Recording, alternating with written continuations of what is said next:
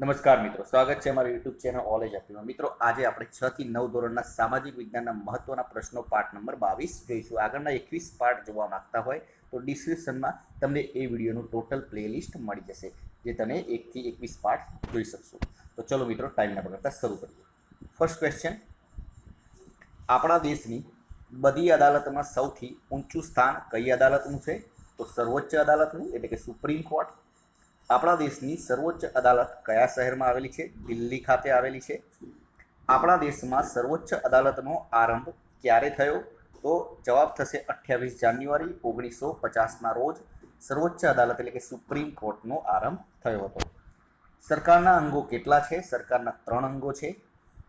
આપણી સરકારનું કયું અંગ સ્વતંત્ર છે? તે ન્યાયતંત્ર, જે આપણી સરકારનું સ્વતંત્ર અંગ છે, જેના ઉપર કોઈનું દબાણ હોતું નથી. છઠ્ઠો ક્વેશ્ચન, આપણા મૂળભૂત અધિકારોના પાલન માટેનો અધિકાર કઈ અદાલત પાસે છે? તો સર્વોચ્ચ અદાલત પાસે છે. 7મા નંબરનો ક્વેશ્ચન, કઈ અદાલત કેન્દ્ર અને રાજ્ય વચ્ચેના તેમજ રાજ્ય અને રાજ્ય વચ્ચેના વિવાદો ઉકેલે છે? તો સર્વોચ્ચ અદાલત એટલે કે સુપ્રીમ કોર્ટ આ વિવાદો ઉકેલે છે. ગુજરાતમાં નર્મદા નદી પર કયા સ્થળે બંધ બાંધવામાં આવે છે? તો નવા ગામ ખાતે બંધ બાંધવામાં આવે છે. સર્વોચ્ચ અદાલતે જાહેર હિતની અરજીની વ્યવસ્થા ક્યારે અમલમાં મૂકી છે? તો 1980ના દાયકા પછી જાહેર હિતની અરજીની વ્યવસ્થા સર્વોચ્ચ અદાલતે કરી હતી. દરેક મિત્રોને ખ્યાલ જ હશે, અત્યારે જાહેર હિતની અરજીઓ બહુ થતી હોય છે. 10મો ક્વેશ્ચન, નર્મદા બંધની ઊંચાઈ અંગે સર્વોચ્ચ અદાલતે કોની તરફેણમાં ચુકાદો આપ્યો? ગુજરાતની તરફેણમાં ચુકાદો આપ્યો હતો. લોકોના હિત, રક્ષણ અને કલ્યાણ માટે શાની જરૂર છે? તો કાયદાની જરૂર છે. વડી અદાલતના નિર્ણય સામે ક્યાં અપીલ કરી શકાય છે? તો સર્વોચ્ચ અદાલતમાં એટલે કે સુપ્રીમ કોર્ટમાં અપીલ કરી શકાય છે. 13મા નંબરનો ક્વેશ્ચન, સર્વોચ્ચ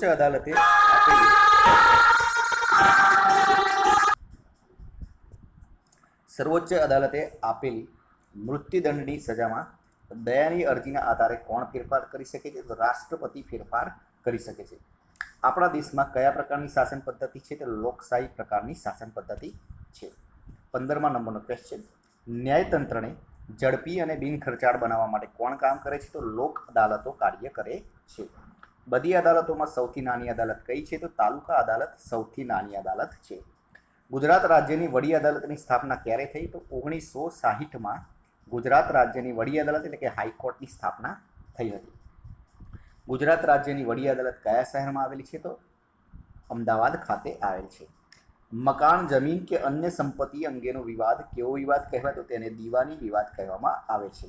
જ્યારે ચોરી, લૂંટફાટ, મારામારી, ખૂન, શારીરિક ઈજા કે ઝઘડાનો વિવાદ કેવો વિવાદ કહેવાય? તેને ફોજદારી વિવાદ કહેવામાં આવે છે.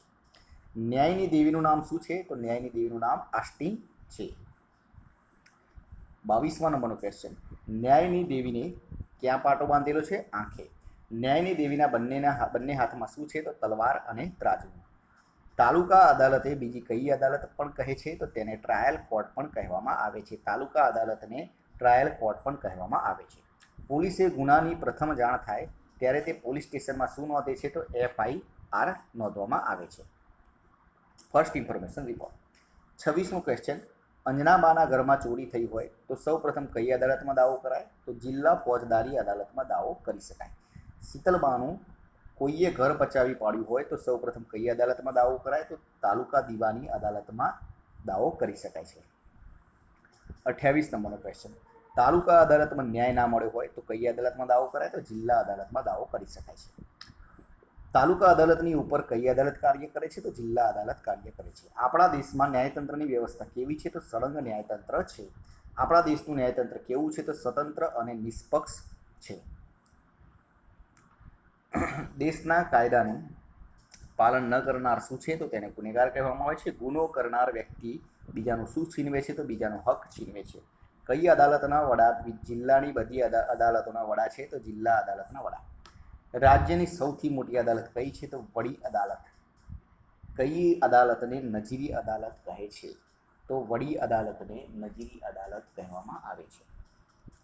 રાજ્યની વડી અદાલતના ન્યાયાધીશને પ્રતિજ્ઞા કોણ લેવડાવે છે? તો રાજ્યપાલ દ્વારા લેવડાવવામાં આવે છે. રાજ્યની વડી અદાલતને અંગ્રેજીમાં શું કહે છે? તો તેને હાઈકોર્ટ કહેવામાં આવે છે. અદાલતમાં દાવો કરનારને શું કહેવાય છે? તો તેને ફરિયાદી કહેવામાં આવે છે. ગુનો કરનારને પોલીસ પકડીને લઈ જાય તેને શું કહેવાય છે? તો તેની ધરપકડ કહેવામાં આવે છે. તહોમતદારને ગુનેગારને પકડી લાવવા માટે ન્યાયાધીશ હુકમ કરે તેને શું કહેવાય છે? તો તેને વોરંટ કહેવામાં આવે છે. બાર કાઉન્સિલ તરફથી વકીલાત કરવા માટેની સનદ ધરાવતો કાયદો નિષ્ણાંત કયા નામે ઓળખાય છે? તો વકીલ તરીકે ઓળખાય છે. નીચલી અદાલતના ચુકાદાનો ન્યાય મેળવવા માટે ઉપલી અદાલતમાં દાખલ કરવાની અરજીને શું કહે છે? તો તેને અપીલ કહી શકાય છે. પોતાના કેસ માટે વકીલ રોકનાર વ્યક્તિને શું કહે છે? અસીલ કહેવામાં આવે છે. ન્યાયાધીશની રૂબરૂ કોઈનો જવાબ લેવામાં કે નોંધવામાં આવે તેને શું કહેવાય છે? તો તેને જુબાની કહેવામાં આવે છે. ગુનાહિત કૃત્ય કરનારને પોલીસ દ્વારા પકડવામાં આવે તેને શું કહેવાય છે? તો તેને અટકાયત કહેવામાં આવે છે. ફળિયામાં ઝઘડો થયો, માજીને વાગ્યું, આ કેસ કેવા પ્રકારનો છે? તો તે ફોજદારી પ્રકારનો કેસ છે. ફળિયામાં ઝઘડો થયો, માજીને વાગ્યું, આ કેસની કાર્યવાહી કઈ અદાલતમાં ચાલશે? જિલ્લાની અદાલતમાં ચાલશે. એટલે કે મિત્રો યાદ રાખજો, તાલુકા અદાલતમાં ફક્ત દીવાની કેસો જ લેવામાં આવે છે. ફોજદારી કેસ માટે સૌપ્રથમ જિલ્લા અદાલતમાં જવામાં આવે છે. રમેશભાઈ ઉપર હુમલો થયો, આ કેસ કેવા પ્રકારનો છે? તે ફોજદારી પ્રકારનો કેસ છે. વાહનને અકસ્માત થયો, આ કેસની કાર્યવાહી કઈ અદાલતમાં ચાલશે? એ પણ જિલ્લાની અદાલતમાં ચાલશે. જિલ્લા અદાલતના ચુકાદાથી સંતોષ ન થાય તો કઈ અદાલતમાં કાર્યવાહી કરી શકીએ? વડી અદાલતમાં કાર્યવાહી કરી શકીએ, એટલે કે હાઈકોર્ટમાં.